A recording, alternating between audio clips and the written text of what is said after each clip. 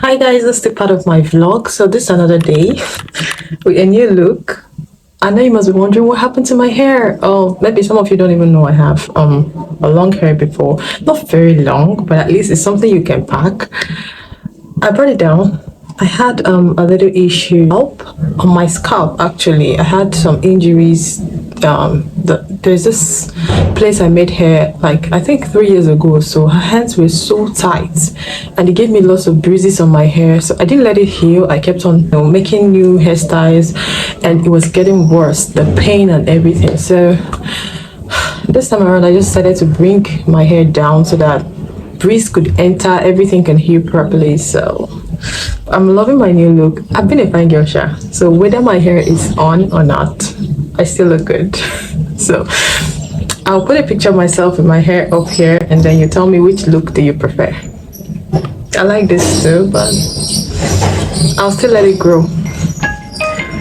So still on my 25-year-old concept episode, I want to, wrap it up with a little bit of the things I think you should know before you turn 25, because these are the things I learned on my way to being 25. So sometimes we don't need to learn from our mistake always. We can learn from other people's mistake or from other people's experiences. It's not going to be a very long story or anything like that, but it's just something to brush up, and just let you know what you should be expecting and, how to tackle some situations. So let's delve in. Now, the first thing I outgrew is understanding that I cannot do life on my own. I mean, this is crap. You believe me when I say that this is freaking crap.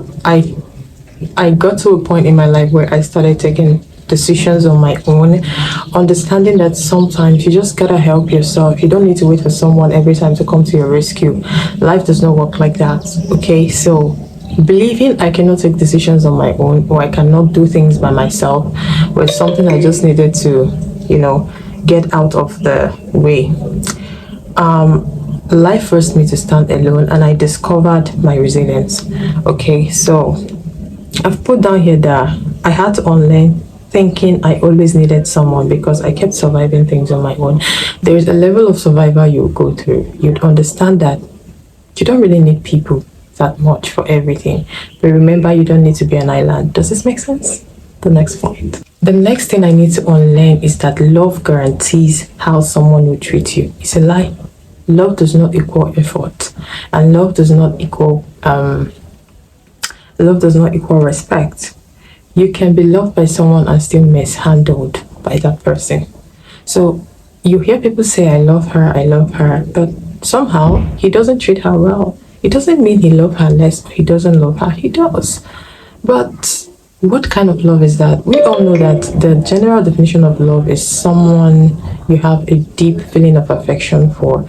So someone can have deep affection for you in the terms of erotic love.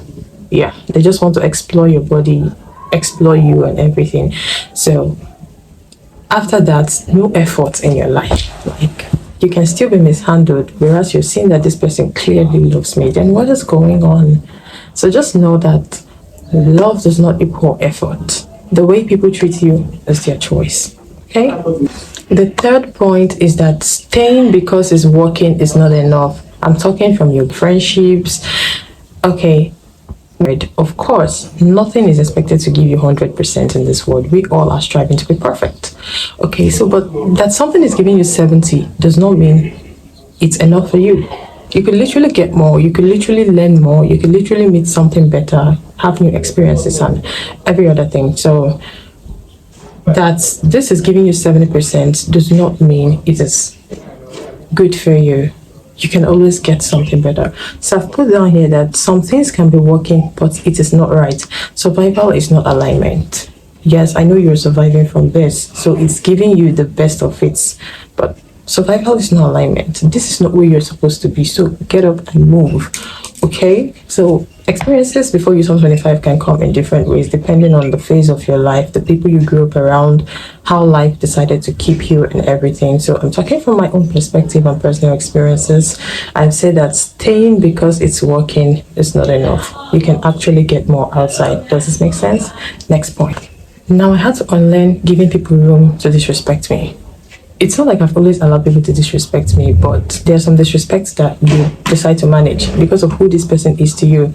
And I'm not saying it's wrong, but sometimes you overdo it because you don't want to lose this person. You're scared, or sometimes, they just disrespect you and you let it be. And then I'm not even talking about those people that accept disrespect totally because they do not value themselves. They do not say anything meaningful about your life. Stop that crap. I've put down here that I had to unlearn giving people room to disrespect me. If I know that this gathering will be a total disrespect to my personality, I won't go there. If I know that speaking to this person will make the person begin to disrespect me, I won't speak to you. If I know that associating with you will bring about disrespect, I will let you be. Okay? Normalize letting people that will disrespect you bring your aura down. Normalize letting them go. It doesn't pay, and it has never paid anyone. They would use you and give you the bare minimum. There is a way someone would disrespect you, you would lose everything in their eyes, like you'd be valueless. So you want to avoid that, right? Let's go to the next point. The next point is that I had to unlearn living in fear, comparison, and waiting for the perfect time. Now let me start with fear. Sometimes fear makes you remain where you are. You feel like there is nothing else you can do without this person or without this thing, that this is your entire being. Okay, what if it gets spoiled? Now, what if it does not get spoiled? What if you try it and it doesn't flop? I mean, these are questions you should ask yourself from time to time. Yes, what if it gets ruined? Okay, then what if it doesn't get ruined? It's still a question to answer, right? Now, do away with the mindset of comparison. Oh, this girl looks more beautiful. Oh, this girl, it feels like she has a life figured out. It's like she came from the perfect family. It's a lie. Sometimes those people are just putting out something for you out there to see. It's just like they say, don't take everything you see on social media very seriously.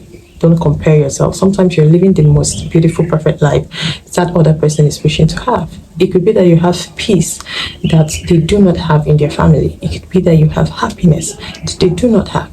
Forget the flashy things you see on people. Sometimes they're going through a lot inside.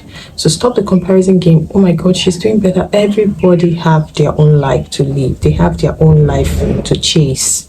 So while I'm going after my own personal life, it doesn't mean you are anyway better than me. We all have different stories that shaped us the way we are. So we are running different life races, if you understand what I mean. So my story is not your story, so we don't need to run together. We can run together at some point, then you take your way, I take my way. That's how life works. That's why some people you knew in your childhood, you don't know them anymore. You don't know their whereabouts, you don't know where they are. You might even still know them, but you are no longer that close. Have you asked yourself why? Life takes different routes. That is why you should not compare yourself to anybody. Does this make sense? Now, like I said something about perfect timing. There is no perfect time. Okay? Except for G, you're trying to strategize. Okay, if this happens, I'll have to tell her this. Because if I tell her this at this point, or him this at this point, it will be in alignment. It will make them agree. Now, this is strategy. But most times, waiting for the perfect time, oh, I don't think this is the right time. Try. This might just be the right time, but they're not looking like it. I want to be a part of this committee. I want to be a part of this team. I want to do this. I want to try this. My family will not agree.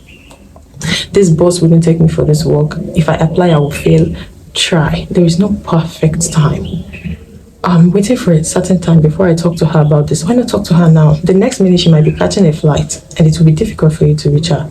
If you want to do something, do it now. There is no perfect time. Okay? Is there something you want to do? Go and get it done right now. Okay? The next point is that walking away means losing. Hello? Excuse me? That's a very big fat lie. Sometimes walking away means winning. That you are walking away from something or from somebody does not mean you are losing. Sometimes you're walking away from disrespect, like I said. You're walking away from things that don't serve you anymore.